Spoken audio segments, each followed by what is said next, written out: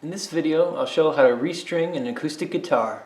So these are the strings that I'm going to change. I have these D'Addario 12 gauge on my guitar right now. So the gauge is the number, the lowest number is usually what you talk about when you talk about the string gauge. And I'm going to put on these 11s. I'm going to try out these Martins. These are just plain strings, but these are 11s, so they're a little lighter gauge.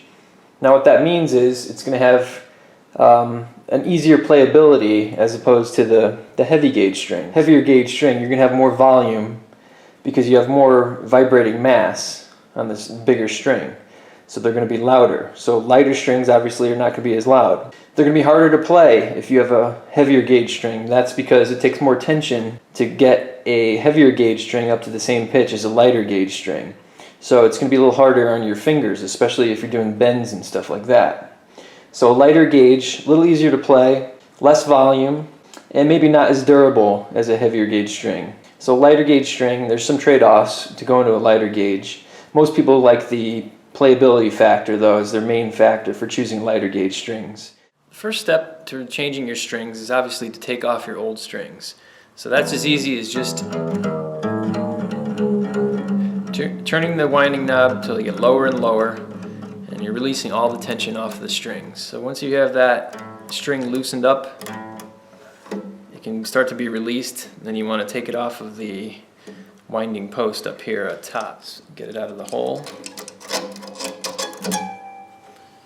And then you can move to the bottom part. Now the bottom part, we have these bridge pins here, they're called, that hold in the round end of the string.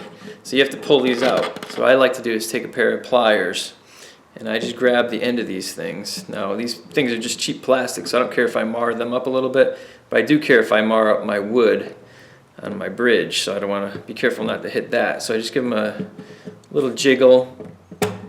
There we go. There's that pin. And now the string is out. So I just want to repeat that process for all the other strings, and then I'll be ready to clean the guitar.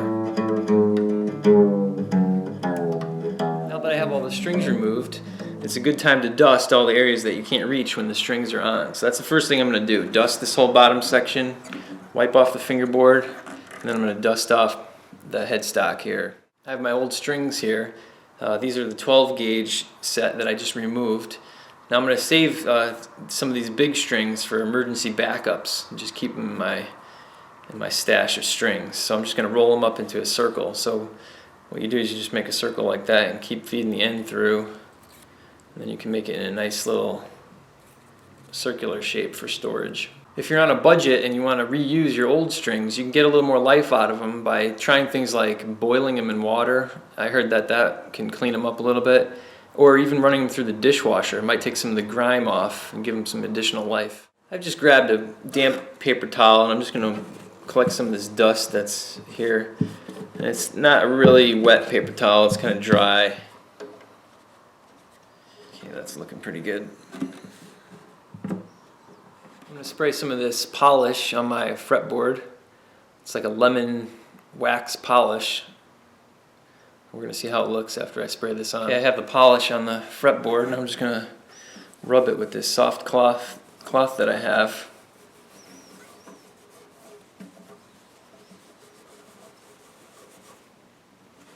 So you can see there's some of the grime that it's picking up on the fretboard. Maybe I'll do a second coat, just apply some more of this stuff. So this is the fretboard after I polished it up. Looks a lot better. Got a lot of the grime off. D'Addario strings had a little colored tip, colored ball end on each string. So here's a purple one, for example, and here's a red one. And that's how you determine the different gauge of the string, by looking at the colors. These new strings that I just bought, these Martins, they come in little individual envelopes that tell you the gauge that you're opening up. So this one here is my 6th string, my E string. So I'm going to put that string on first. First thing you want to do is take the ball end of the string and put it in the corresponding hole for the gauge of the string that you're putting in. Then you want to take your bridge pin, push it right down on there, give the string a little tug so that that ball end comes up and wedges itself up against the bridge pin. Then you want to just take your string, run it up like this, and you want to feed it through the hole of the machine head there. And then you want to wrap it underneath the string. Just going to pull that tight, kind of kink it a little bit so it's going to grab when I start to wind the machine head. Then I'm going to wind it so that the string is coming up on the inside of the headstock here, inside and wrapping to the outside. As you're winding it, you want to monitor that bridge pin, make sure it doesn't pop out. Next, I'm going to repeat the process for the other strings. Here's the next string, the A string.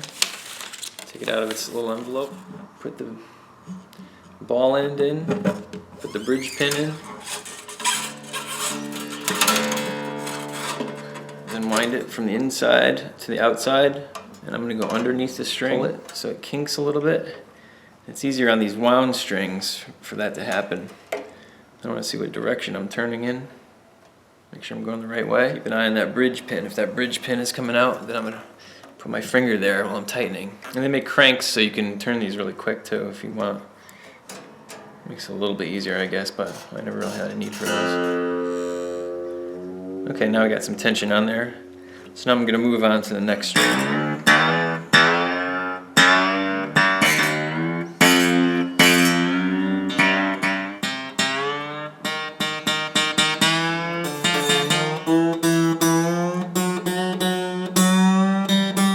Next thing you want to do is get your guitar in some kind of rough tune.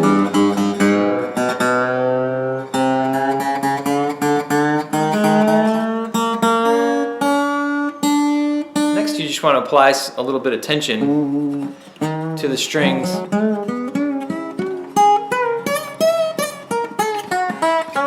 Now I'm going to get my tuner and I'm going to tune it up into a finer tuning and then we'll see how it sounds.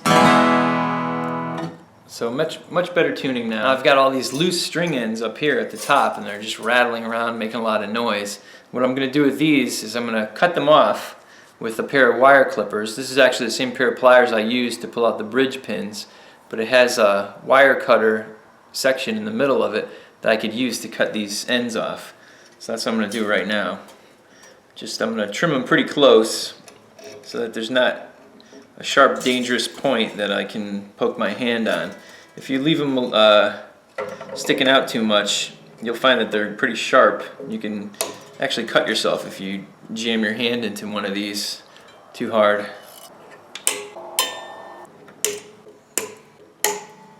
There we go.